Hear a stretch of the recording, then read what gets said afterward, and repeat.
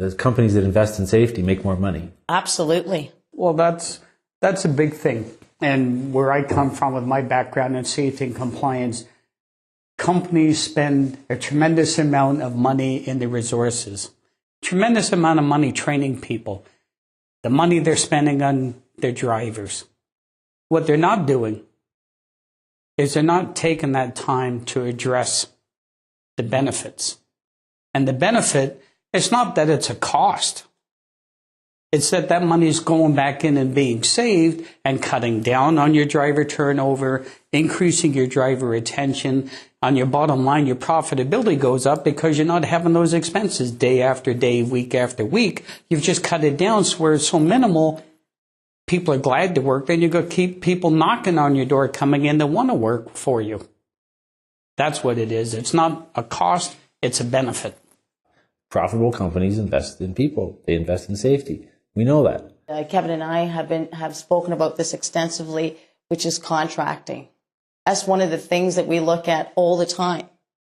Because that really, when you start focusing on their contracting, it now bleeds into every other aspect, which we were just talking about, which is, of course, companies that employ safety measures, incentives, as well as, of course, the benefits aspect of it.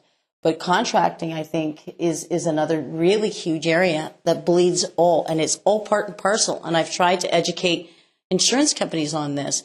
If the contract doesn't actually say what it is that it should have, as far as benefits are concerned, right? Right. Safety, that's right. your game, Kevin. Yep. That's not mine. But safety in itself, benefits, contracting, I think, are huge as far as trucking is concerned. If you don't have a quality contract, and you can comment on this, good benefits to back you up, minimizing your overall, exposure on a whole, as well as safety precautions in place, you could be out of business. And I'm sure that there's quite a few trucking companies that have gone out of business. And unfortunately, in the last 17 years, I've seen some of them go under. How about you? I've seen a lot of cases where companies think they've got a contract and the driver signs a contract. I'm recognized by the Supreme Court of Ontario as an expert in driver contracts. All of a sudden, you're sitting there looking at it and you're thinking, how did he sign it? How did you authorize him to sign it? And all of a sudden, they're sitting there. I've seen that too often myself. They're both looking at it, they're saying, well, I thought it was okay. Like, what would be the problem, for example? Well, it's a contract. It says you're going to pay this and we're going to pay you this. But it doesn't say what you're going to be covered for, what you're not going to be covered for, what you're going to have, what you're not going to have.